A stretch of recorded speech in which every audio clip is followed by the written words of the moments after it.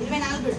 నీకు ఆయాసకరమైన మార్గము నా యందున్నదేమో హల్లెలూయా. దేవునికి స్తోత్రం. దేవా, నన్ను పరిశోధించి నా హృదయమును తెలుసుకొనుము. నన్ను పరిశోధన వేరే, పరీక్ష వేరే. పరిశోధన పరీక్ష రెండు వేరే వేరే. మనం ఏమనుకుంటాం, దేవుడు ఎప్పుడు నన్ను పరీక్ష వేడే. పరిశోధన ఎందుకు? పరిశోధనలు వస్తాయి, మనల్ని సరిచేస్తాడు, మనల్ని తీర్చిదిద్దుతాడు, ఆయనకు అనుకూలంగా మన హృదయాలని మంచుకుంటాడు. దేవుడికి మహిమ కలుగును గాక. నన్ను పరిశోధించి నా హృదయంను తెలుసుకొనుము. నన్ను పరీక్షించి నా ఆలోచనలను తెలుసుకొనుము. నీకు ఆయాసకరమైన మార్గం నా యందు ఉన్నదేమో చూడుము. నిత్య మార్గమున నన్ను నడిపించు. దేవుడికి మహిమ. ప్రతిరోజు నడిపించడానికి హల్లెలూయా, దేవుడికి మహిమ కలుగును గాక. సామెతలు 4వ అధ్యాయము 25వ వచనం చూద్దాం. 4వ అధ్యాయము 25వ వచనం.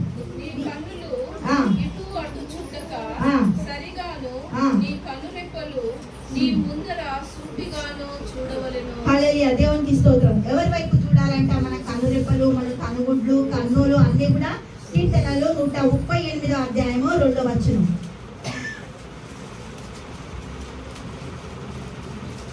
నీ పరిశుద్ధ ఆలయము తట్టు నేను నమస్కారం చేస్తున్నాను. నీ నామం అంతటి కంటే నీవు ఇచ్చిన వాక్యమును నీవు గొప్ప చేసి ఉన్నావు. నీ కృపా సత్యములను బట్టి నీ నామమునకు కృతజ్ఞతాస్తుతులు నేను చెల్లించగలను. హల్లెలూయా, దేవునికి మహిమ. ఎటు చూడాలంట? నీ పరిశుద్ధ ఆలయము తట్టు నేను నమస్కారం చేయుచున్నాను. నీ నామం అంతటి కంటే నీవు ఇచ్చిన వాక్యమును నీవు గొప్ప చేయు. వాక్యం దిక్కే చూడాలంట. ఎటు చూడడానికి అవకాశాలు లేవు. మనం no left no right, only straight one way. మనది ఆర్మీ ముందే పోవాలి, ఇంకా మళ్ళీ బయటికి రావడానికి ఛాన్స్ లేదు. దేవుడికి మహిమ కలుగును గాక. హల్లెలూయా. జీవ మరణములు మరి దాని నుంచి తప్పిపోవడానికి మరి ఏం తీసుకున్నాము? దేవుడికి మహిమ కలుగును గాక. 2 ముందల్లే పెట్టినా అంటుడు. ఇప్పుడు విషం ఉంది, మంచి ఫుడ్ ఉంది, ఏం తీసుకుంటాం? మంచి ఫుడ్ తీసుకుంటాం కదా. విషాన్ని మనం తెలిసి తీసుకుంటామా? తీసుకోం. హృదయాన్ని, నోటిని భద్రంగా కాపాడుకోవాలంటే దానికే మనకు హల్లెలూయా, దేవునికి మహిమ కలుగును గాక. యాకోబు రాసిన పత్రిక 1వ అధ్యాయము 18, 19.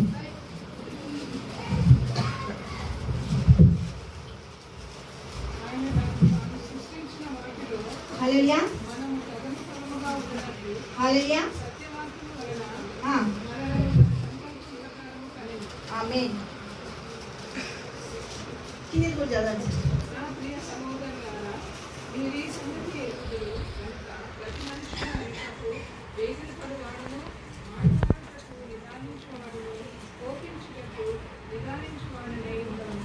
హల్లెలూయా, దేవుడికి మహిమ కలుగును గాక.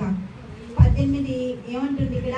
ఆయన తను సృష్టించిన వాటిలో మనము ప్రథమ ఫలముగా ఉండునట్లు సత్యవాక్యము వలన మనలను తన సంకల్ప ప్రకారము కనెను.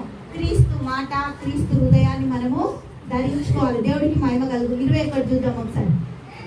అందుచేత